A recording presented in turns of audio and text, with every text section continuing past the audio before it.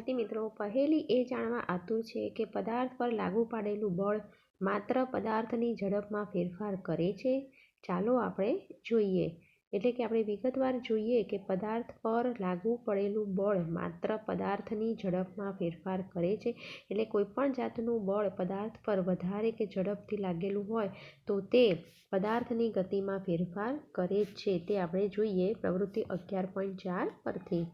તો પ્રવૃત્તિ 11.4 આપણે કરીશું કે તેમાં જેમ તમે પ્રવૃત્તિ 11.3 કર્યું હતું તે રીતે એક દડો લો, તેને સમતલ સપાટી પર મૂકો, તેને ધક્કો મારીને ગતિમાં લાવો, એટલે કે તેને ગતિમાન બનાવવાનો છે.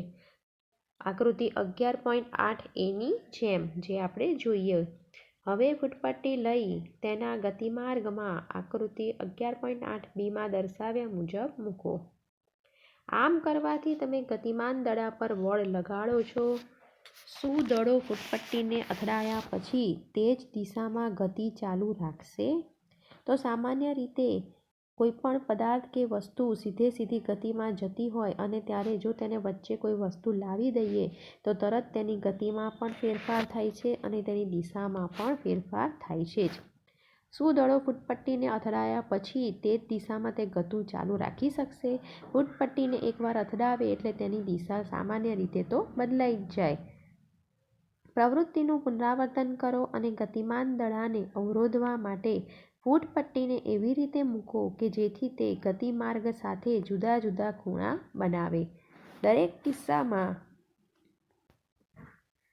કિસ્સામાં ફૂટપટ્ટીને અથડાયા પછી દડાની ગતિની દિશા અંગેના અવલોકનો નોંધો. એટલે કે અહીં આપણને એક દડો દર્શાવ્યો છે અને તેને હાથની હથેળી વડે અથડાવવામાં આવે છે, એટલે કે તેને બળ આપવામાં આવે છે. હવે તેના પર હાથનું બળ લગાડવામાં આવે છે. તે જ રીતે બીજી આકૃતિ બીમાં દડો ગતિમાન છે પરંતુ તેને ફૂટપટ્ટી વડે તેને બળ આપીને રોકવામાં આવે છે. તો જો દડાને ફૂટપટ્ટી વડે રોકવામાં આવે તો સ્વાભાવિક છે કે દડાની ગતિમાં પણ ફેરફાર થાય છે. ફૂટપટ્ટી ગતિમાન દડાના માર્ગમાં મૂકવાથી તેના પર બળ લાગે છે. દડો ફૂટપટ્ટીને અથડાયા પછી તે જ દિશામાં ગતિ ચાલુ રાખતો નથી પરંતુ તે દિશા બદલી દે છે. ફૂટપટ્ટીને એવી રીતે ગોઠવવામાં આવે કે જેથી તે દડાના ગતિમાર્ગ સાથે જુદો જુદો કોણ બનાવે.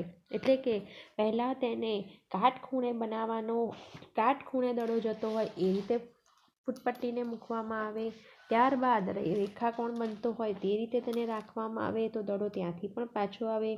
દરેક વખતે દડો અથડામણ બાદ ફૂટપટ્ટી સાથે જુદા જુદા ખૂણે ફંટાઈ જાય છે. આ રીતે દડો ફૂટપટ્ટી સાથે અથડાઈને તેની દિશા બદલે છે.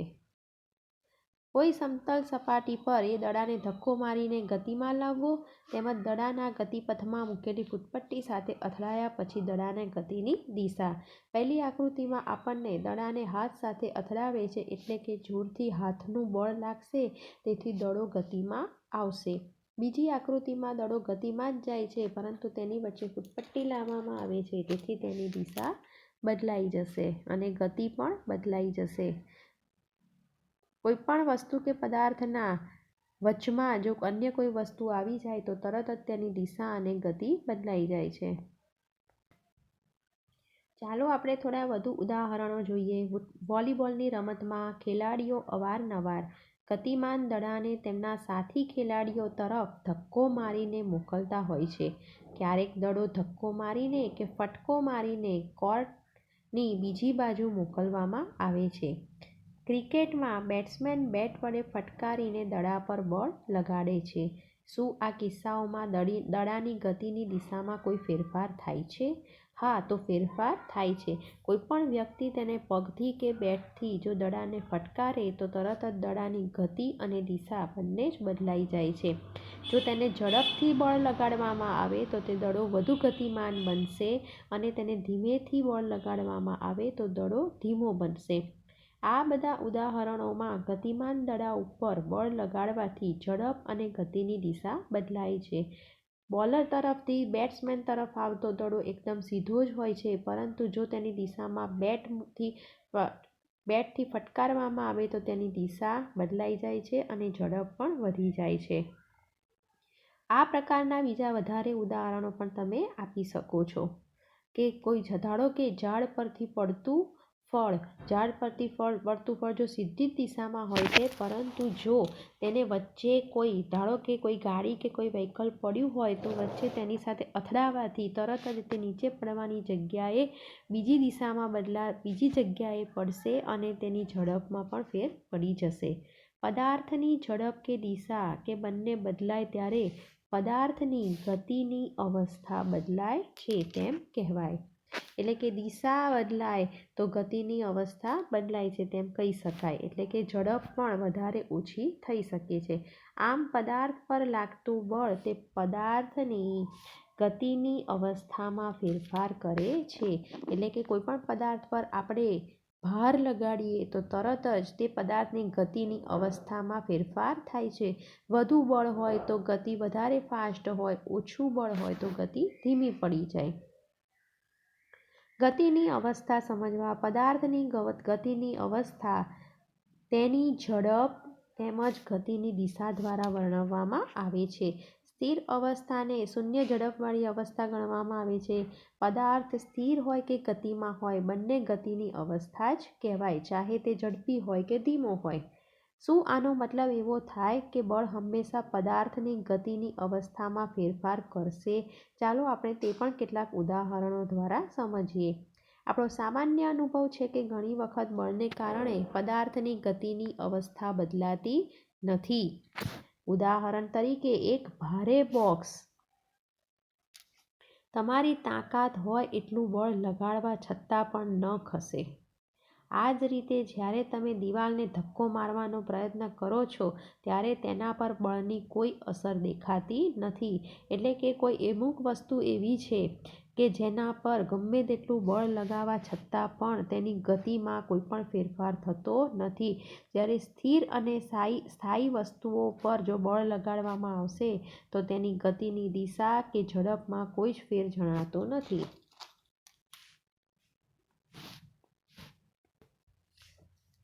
11.5 બળ પદાર્થનો આકાર બદલી શકે છે. એટલે કે બળ જે છે તે આપેલ બળ દ્વારા પદાર્થનો આકાર પણ બદલાઈ શકે છે. જો વધારે બળ આપવાથી વસ્તુ કે પદાર્થનો શેપ પણ બદલાઈ શકે છે. તેના માટે પ્રવૃત્તિ 11.5 જોઈએ આપણે. કોષ્ટક 11.2 કોલમ 1માં થોડી એવી પરિસ્થિતિ આપેલ છે જેમાં વસ્તુઓ ગતિ કરવા માટે મુક્ત નથી. એટલે કે વસ્તુઓ ગતિ કરી શકતી નથી. જ્યારે કોષ્ટકની કલમ 2 દરેક પદાર્થ કેવી રીતે બળ લગાડેલું છે તે સૂચવે છે. જ્યારે કોલમ 3 ક્રિયાનો આકાર દર્શાવે છે. શક્ય હોય તેટલી વધારે પરિસ્થિતિઓમાં બળની અસરનું અવલોકન કરો. તમે આ પ્રકારની જ બીજી પરિસ્થિતિઓ તમારી આસપાસના ઉપલબ્ધ પદાર્થોનો ઉપયોગ કરીને પણ ઉમેરી શકો છો. કોલમ 4 અને 5માં તમારા અવલોકન નોંધો. તો પ્રસ્તુત આપણે કોષ્ટક 11.2 પદાર્થો પર બળની અસરનો અભ્યાસ કરીએ. તો સૌપ્રથમ પરિસ્થિતિ આપણને દર્શાવી છે કે પ્લેટમાં રાખેલ લોટનો કણક. અહીં લોટ બાંધેલો જે છે તે પ્લેટમાં મૂકેલો છે. હવે બળ કેવી રીતે લાગે છે? તો આકૃતિમાં આપણે જોઈએ કે હાથ વડે નીચેની તરફ લોટને આપણે દબાઈએ છીએ, જે આકૃતિ દ્વારા જોઈ શકાય છે. તો બળની ક્રિયા એટલે કે બળની ક્રિયા આકારમાં ફેરફાર કે ગતિની અવસ્થામાં ફેરફાર કેવી રીતનો છે તે આપણે જોઈએ.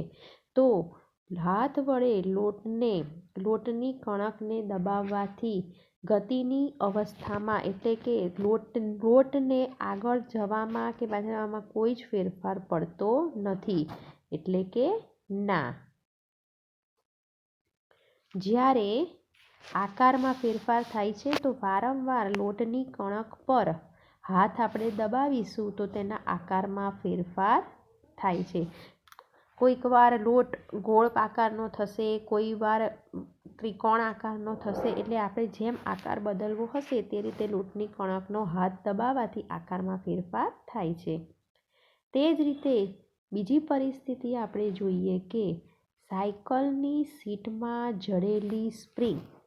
આપણે આકૃતિ દ્વારા જોઈએ છે કે અહીં સાયકલની સીટમાં જડેલી સ્પ્રિંગ નીચેની તરફ હોય છે તો જો તે સીટ પર આપણે બેસીશું તો તેની ગતિની અવસ્થામાં કોઈ ફેરફાર થશે? સીટ પર આપણે ખાલી માત્ર બેસીશું તો સાયકલની ગતિમાં કોઈ ફેરફાર થશે નહીં.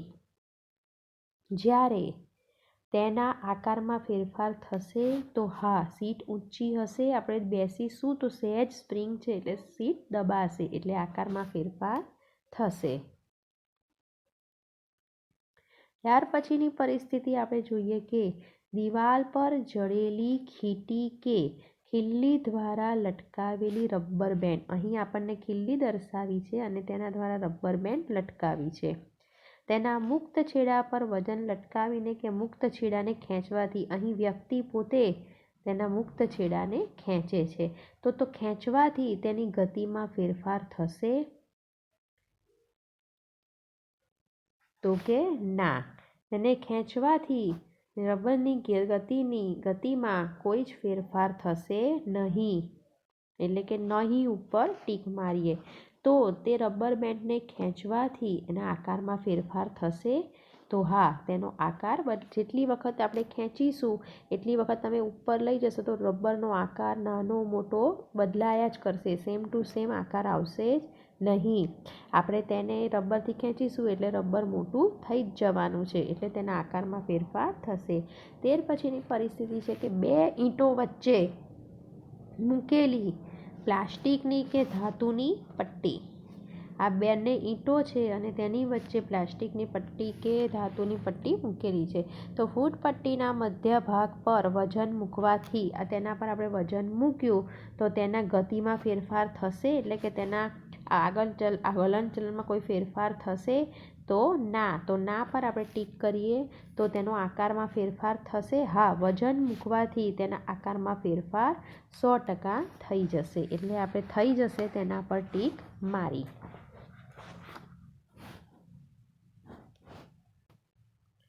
કોષ્ટક 11.2માં નોંધેલા અવલોકન પરથી તમે શું તારણ કાઢો છો? જ્યારે તમે પોતાની હથેળીઓની વચ્ચે એક ફૂલાવેલા ફુગ્ગાને રાખીને દબાવો છો ત્યારે શું થાય છે? જ્યારે બાંધેલા લોટના પીંડાને વણીને રોટી બનાવો છો ત્યારે તેના આકારમાં શું ફેરફાર થાય છે? તો હા, દરેક વખતે તેના આકારમાં ફેરફાર થાય છે. ફૂલાવેલા ફુગ્ગાને જો દબાવી રાખવામાં આવે તો ફુગ્ગો ફૂટી જાય છે. જો બાંધેલા લોટના પીંડાને વણીને રોટલી બનાવવામાં આવે તો તે આકાર બદલીને મોટો અને ગોળ બને છે. જ્યારે તમે ટેબલ પર રાખેલ રબરના દડાને દબાવો છો ત્યારે શું થાય છે? આ બધા ઉદાહરણમાં તમે શું જોયું કે કોઈ પદાર્થ પર બળ લગાડવાથી તેના આકારમાં ફેરફાર થાય છે જ, થઈ જ શકે છે. કારણ કે જેટલું વધારે બળથી તાકાત લગાડવાથી આપણે તે પદાર્થ પર વજન મૂકીશું તો તેના આકારમાં ફેરફાર થવાનો જ છે.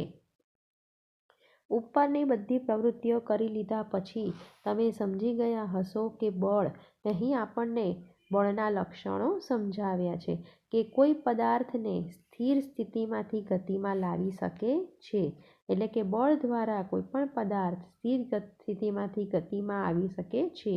જો પદાર્થ ગતિમાં હોય તો તેની ઝડપમાં ફેરફાર પણ કરી શકે છે. એટલે કે જો બોલ સીધો જતો જ હોય ફરી તેને એ જ રસ્તા પર વધારે ફટકો મારવામાં આવે તો તે વધુ ઝડપ કરી શકે છે. ગતિમાન પદાર્થની દિશામાં ફેરફાર કરી શકે છે. ગતિમાન વસ્તુ હોય અને તેને ઊંધી દિશામાં આપણે વળીએ તો તે ઊંધી દિશા તરફ જવા માંડે છે અને તેના આકારમાં પણ ફેરફાર કરી શકે છે. પદાર્થને જેવું બળ આપવામાં આવે તેના પર તેનો આકાર બદલાય છે. ધારો કે ફુગ્ગો ફૂલેલો હોય પરંતુ તેને બળ આપવામાં આવે તો તરત જ તેના આકારમાં ફેરફાર થઈ શકે છે. આ બધામાંથી થોડી અથવા બધી જ અસરો પણ ઉત્પન્ન કરી શકે છે. આ બળના લક્ષણો થઈ ગયા. એ યાદ રાખવું કે બળ આ બધામાંથી એક અથવા વધારે અસર ઉત્પન્ન કરી શકે છે તથા આ બધામાંથી કોઈ પણ અસર બળ વગર ઉત્પન્ન થઈ શકતી પણ નથી. જો ધારો કે સામાન્ય રીતે કોઈ પણ ફુગ્ગો હોય તો પણ એને બળ આપ્યું ના હોય તો તે જ્યાં સુધી જેમનો છે એમનો જ રહે છે. જો બળ આપવામાં આવે તો જ તેના આકારમાં ફેરફાર કે ગતિમાં કે દિશામાં ફેરફાર થાય છે. આમ બળ લગાડ્યા વગર કોઈ પદાર્થ આપમેળે ગતિમાં આવી શકતો નથી. કોઈ ધારો કે દરવાજો હોય તો દરવાજાને જ્યાં સુધી આપણે બળ લગાવીને ખોલીશું નહીં ત્યાં સુધી દરવાજો ખોલવાનો નથી. જ્યાં સુધી કોઈ ડબ્બાને આપણે ખોલવો છે પણ આપણે બળ આપીને એને ખોલીશું નહીં ત્યાં સુધી તે પણ ખોલી શકશે નહીં. આમ આપમેળે ગતિમાં કોઈ પણ પદાર્થ આવી શકતો નથી. આપમેળે ગતિની દિશા બદલી શકાતી પણ નથી અને તેનો પોતાનો આકાર પણ બદલી શકાતો નથી. તેના પર કેટલા પ્રમાણમાં બળ આપવામાં આવ્યું છે તે પરથી જ તેની દિશા, આકાર અને ગતિમાં ફેરફાર આવી શકે છે. હવે આપણે 11.6 સમજીએ કે સંપર્ક બળ એટલે કે બળ તો ખરા પણ કેવું સંપર્ક બળ એટલે કે કોન્ટેક્ટ ફોર્સ. અને ત્યારબાદ આપણે સમજીએ સ્નાયુ બળ વિશે એટલે કે મસ્ક્યુલર ફોર્સ. એટલે કે આપણા શરીરની અંદર પણ મસ્ક્યુલર દ્વારા જે બળ અપાય છે તેને આપણે સમજીએ. શું તમે ટેબલ પર પડેલા પુસ્તકને સ્પર્શ કર્યા વગર ધક્કો મારી શકો છો કે ઉપાડી શકો છો? એટલે ના, કારણ કે આપણે ટેબલ પર પડેલા પુસ્તકને આપણે પકડીશું, ખેંચીશું, ઉઠાવીશું, ઉપાડીશું, ધક્કો મારી શકીશું તો જ તે જગ્યા પરથી ખસશે. ત્યાર ઉપરાંત શું પકડ્યા વગર પાણીની કોઈ ડોલને તમે ઉંચકી શકો છો? ના, તો તે અશક્ય જ છે. ડોલને ઉંચકવા માટે આપણે તેને પકડવી જ પડે. સામાન્ય રીતે કોઈ વસ્તુ પર બળ લગાડવા માટે તમારા શરીરનો વસ્તુની સાથે સંપર્ક થવો ખૂબ જ જરૂરી છે. સંપર્ક કોઈ લાકડી કે દોરડા વડે પણ થઈ શકે છે. જ્યારે આપણે કોઈ વસ્તુ જેવી કે સ્કૂલ બેગને ધક્કો મારીએ છીએ કે પાણીની ડોલને ઉંચકીએ છીએ ત્યારે બળ ક્યાંથી આવે છે? આ બળ આપણા શરીરના સ્નાયુઓ દ્વારા લાગે છે. આપણા સ્નાયુઓની ક્રિયાને લીધે લાગતા બળને સ્નાયુ બળ કહે છે. એટલે કે આપણે હાથ દ્વારા, આપણા મસલ્સ દ્વારા જે તાકાત લગાવીને શરીરની ક્રિયાઓને, શરીરના સ્નાયુઓની ક્રિયાને લીધે લાગતા બળને સ્નાયુ બળ કહેવામાં આવે છે. કોઈપણ પદાર્થ પર આપણા સ્નાયુઓનું જો બળ લગાડવામાં આવે તો તેને સ્નાયુ બળ કહેવામાં આવે છે. ભરેલી ડોલને ઉંચકવા માટે આપણે તેને આપણા હાથ વડે સ્નાયુ બળથી તેને ખેંચીએ ત્યારે ડોલ ઉંચકાય છે. દરવાજાને ધક્કો મારવા માટે પણ આપણે પગના સ્નાયુઓને બળ આપીએ છીએ ત્યારે તે દરવાજાને ધક્કો વાગે છે. ભરેલા બોક્સને ખસેડવા માટે પણ આપણે સ્નાયુઓનું બળ લગાડીએ છીએ ત્યારે જ તે ખસી શકે છે. સ્નાયુ બળ જ આપણને બધી પ્રવૃત્તિઓ કરવા યોગ્ય બનાવે છે. આ પ્રવૃત્તિઓમાં શરીરનું હલનચલન કે શરીરનું વળવું પણ સામેલ છે. ધોરણ 7માં આપણે શીખ્યા છો કે પાચનની ક્રિયામાં ખોરાક અન્નનળીમાં ધકેલાય છે. શું આ પ્રક્રિયા સ્નાયુ બળ દ્વારા થાય છે? હા, કારણ કે પાચનની ક્રિયામાં ખોરાક અન્નનળીમાં જાય છે ત્યારબાદ તેનું સ્નાયુ બળ દ્વારા તેની પાચન ક્રિયાઓમાં મદદરૂપ તે ખોરાકને ઓગાળીને તેમાંથી રુધિરમાં વહન પામે છે. તેથી તમે તે પણ જાણો છો કે શ્વસન પ્રક્રિયામાં શ્વાસ અંદર લેતી વખતે અને બહાર છોડતી વખતે ફેફસાં ફૂલે છે અને સંકોચાય છે. આપણે જોઈ ગયા કે શ્વાસ જ્યારે અંદર લઈએ છીએ ત્યારે ફેફસાં ફૂલે છે અને બહાર છોડીએ છીએ ત્યારે ફેફસાં સંકોચાઈ જાય છે. શ્વસન ક્રિયાને શક્ય બનાવે તે સ્નાયુઓ ક્યાં આવેલા છે? આપણા શરીરમાં સ્નાયુઓ વડે લાગતા બળ વિશે શું તમે થોડા વધારે ઉદાહરણો આપી શકો? એટલે કે આપણે અહીં સ્નાયુ બળ વિશે સમજવાનું છે તો આપણે સ્નાયુઓ વડે બીજા પણ ઘણા બધા બળ લાગે છે તે આપણે જોઈએ. પ્રાણીઓ પણ તેમની શારીરિક ક્રિયાઓ અને બીજા કાર્યો કરવા માટે સ્નાયુ બળનો ઉપયોગ કરે છે. આપણા વિવિધ કાર્યો કરવા માટે બળદ, ઘોડા, ગધેડા જેવા ઊંટ જેવા પ્રાણીઓનો ઉપયોગ કરવામાં આવે છે. આ કાર્યો કરવા માટે તેઓ સ્નાયુ બળનો ઉપયોગ કરે છે. અહીં આપણે આકૃતિ 11.9માં જોઈએ, એક તો આપણને અહીં બળદ, ઘોડા, ગધેડા અને ઊંટ એ જે આપણા ભારવાહક પ્રાણીઓ છે કે જેના દ્વારા આપણે એક સ્થળેથી બીજા સ્થળે વજન ઉચકવું ના પડે તે રીતેનો સામાન તે લોકો આપણને ખસેડવામાં મદદ કરે છે. તો આ પ્રાણીઓને પણ સ્નાયુઓ દ્વારા જ બળનો ઉપયોગ કરે છે અને તેના દ્વારા પોતાની પાછળ ગાડું લગાવીને તે વસ્તુઓને કે પદાર્થોને અન્ય જગ્યાએથી ખસેડી શકે છે. અહીં આપણે આકૃતિ 11.9માં જોઈએ છે કે અહીં આપણને બળદગાડું દર્શાવ્યું છે. આ બળદગાડું પોતાના સ્નાયુઓથી બળ કરીને સ્નાયુ બળને કારણે તે પોતાનું વજન ઉચકી શકે છે અને પાછળ જે ગાડું લગાવ્યું છે તેના પર આટલો બધો ભાર હોવા છતાં પણ તે બળપૂર્વક કામ કરીને તેને ગતિમાં લાવે છે અને એક જગ્યાએથી બીજી જગ્યાએ ખસેડવામાં મદદરૂપ બને છે. તો પ્રસ્તુત આકૃતિ આપણને પ્રાણીઓનું સ્નાયુબળ ઘણા કઠિન કાર્યો કરવા માટે પણ ઉપયોગમાં લેવામાં આવે છે. આ બળદ, ઘોડા, ઊંટ જેવા પ્રાણીઓ આપણને મોટામાં મોટું ભારવાચક વસ્તુઓ પણ ખસેડવામાં મદદરૂપ બને છે.